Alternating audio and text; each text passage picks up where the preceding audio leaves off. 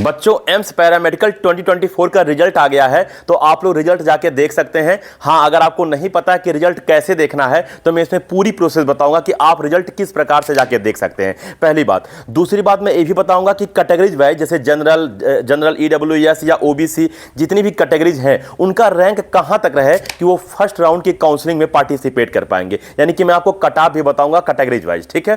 तो दूसरी बात मैं बताऊंगा कि कुछ डॉक्यूमेंट्स भी अपलोड करना है, तो कौन से कैटेगरी के स्टूडेंट को डॉक्यूमेंट्स अपलोड करना है और कैसे करना है, इसकी भी पूरी जानकारी मैं आपको दूंगा। तो चलिए स्टार्ट करते हैं आज का वीडियो और जानते हैं इन सब के बारे में। हेलो स्टूडेंट, मैं अनूप राय, मेरे YouTube channel spark up classes पर आप सभी लोगों का स्वागत है। तो स्टार्टिंग में तो आप सुन ही चुके होंगे कि एम्स पैरामेडिकल 2024 का रिजल्ट आ गया है।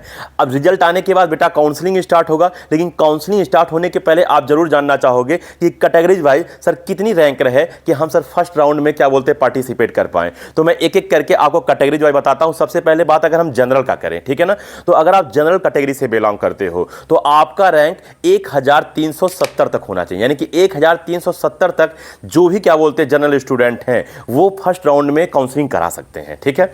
दूसरा बात करें कि अगर आप जनरल ईडब्ल्यूएस से बिलोंग करते हो, मतलब आपकी जो कैटेगरी है वो जनरल ईडब्ल्यूएस है, तो बेटा आपका 1364 रैंक होना चाहिए। अगर आपका रैंक यहां तक है तो आप बिल्कुल क्या बोलते हैं काउंसलिंग करा सकते हो। इससे ज्यादा रैंक वाले बच्चे काउंसलिंग नहीं करा पाएंगे फर्स्ट क्या बोलते हैं राउंड में।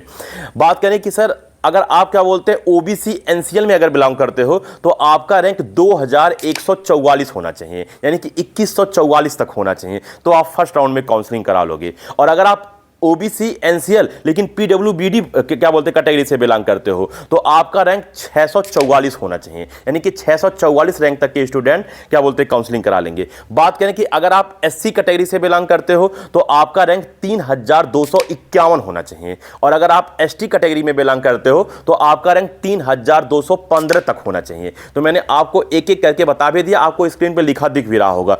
तो यहां तक अगर आपका रैंक है तो आप फर्स्ट राउंड में काउंसलिंग बिल्कुल करा सकते हो। अब कुछ बच्चों का सवाल यह आएगा कि सर अगर हमारा रैंक इससे ज्यादा है तो क्या मैं काउंसलिंग नहीं करा पाऊंगा। देखो स्टूडेंट, आप फर्स्ट राउंड में तो काउंसलिंग नहीं करा पाओगे, लेकिन आप लास्ट राउंड में काउंसलिंग जरूर करा सकते हो। ये मैं नहीं कहता हूं कि आपको कॉलेज मिल ही जाएगा, लेकिन कॉलेज मिलने का संभावना है कि आप लास्ट राउंड यानी कि मॉपअप राउंड तक आप अगर क्या बोलते हैं वेट करो तो बहुत सारी क्या बोलते हैं सीट्स ऐसी खाली होती हैं कि हो सकता है आप काउंसलिंग कराओ और काउंसलिंग कराने के बाद आपको सीट वो मिल जाए, ठीक है ना। लेकिन ये मतलब एक चांस की बातें है, कंफर्म बातें नहीं है कि आपको मिल ही जाएगा।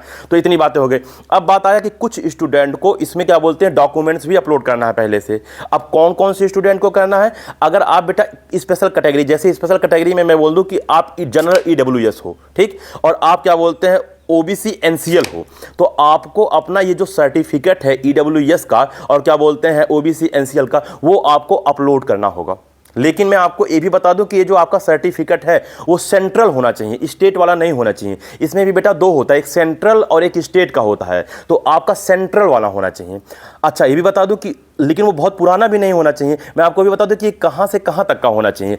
अगर ओबीसी एनसीएल वाला जो सर्टिफिकेट है वो आपका 23/6/2023 से आपका 6/7/2024 तक का होना चाहिए, यानी कि लगभग एक साल पुराना तक का होना चाहिए। ओबीसी एनसीएल वाली बात हो रहा है, यानी इससे अगर पुराना है तो वो क्या बोलते हैं सर्टिफिकेट आप अपलोड नहीं कर सकते हो। और अगर आप क्या बोलते हैं ईडब्ल्यूएस कैटेगरी से बिलोंग करते हो तो आपका 3 महीना पुराना, यानी कि 1/4/2024 से 6/7/2024 तक का होना चाहिए, यानी कि 3 महीना पुराना होना चाहिए। जो कि आपको डेट मैंने मतलब लिख दिया है, आपको दिख भी रहा होगा। मैं जान के लिए लिख देता हूं कि बच्चे स्क्रीनशॉट ले लें, बाद में वो भूल ना जाए, क्योंकि अगर वो क्या बोलते हैं मतलब केवल मैं बता दूंगा लिखूंगा नहीं तो क्या होता है कि क्या बोलते हैं आप लोग वो डेट भूल जाते हो। इसलिए मैं डेट लिख देता हूं कि आप लोग स्क्रीनशॉट लेके रख लो, ठीक है ना।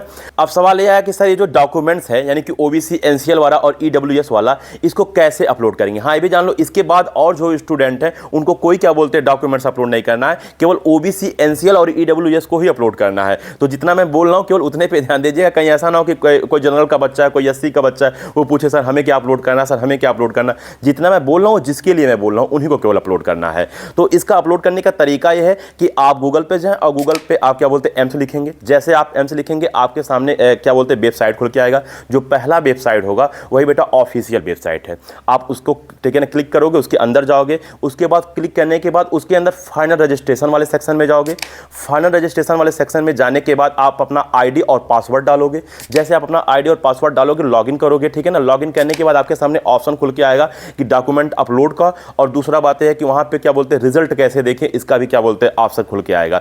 तो अगर आप डॉक्यूमेंट्स वहाँ से अपलोड कर दें, मतलब उस पर जो डॉक्यूमेंट अपलोड कैसे करें इस पर क्लिक करेंगे, वहाँ से आप अपना डॉक्यूमेंट्स अपलोड करें, और आप क्या बोलते हैं उसका जो ओरिजिनल डॉक्यूमेंट्स है उसका स्कैन करवा के ही अपलोड करिएगा, उसका फोटो कॉपी वगैरह मत करवाइएगा, ठीक है ना। तो आप वहाँ से अपलोड कर लीजिएगा। उसके बाद फिर क्या बोलते हैं जहाँ रिजल्ट देखने का ऑप्शन आ रहा है वहाँ क्लिक करोगे तो वहाँ से आप रिजल्ट देख सकते हो। तो मैंने आपको इस वीडियो में बता दिया कि कौन कौन सी कैटेगरी के लिए कितना रैंक तक फर्स्ट राउंड में काउंसलिंग करा सकते हैं, और जो बच्चे मतलब क्या बोलते हैं उस रैंक से बाहर हैं, मतलब ज़्यादा के हैं, वो मतलब मॉपअप राउंड तक क्या बोलते हैं वेट करें, उसके बाद उसमें वो ट्राई करेंगे, हो सकता है आपका भी हो जाए उसमें, ठीक है ना। दूसरा मैंने बताया कि ओबीसी, एनसीएल और ईडब्ल्यूएस वाले स्टूडेंट को क्या बोलते हैं वो सर्टिफिकेट अपलोड करना होगा, और वो सर्टिफिकेट सेंट्रल वाला होना चाहिए, और किस डेट के बीच का होना चाहिए वो भी मैंने आपको बता दिया, और साथ ही साथ बता दिया कि जो डॉक्यूमेंट है कैसे अपलोड करेंगे और रिजल्ट कैसे देखेंगे।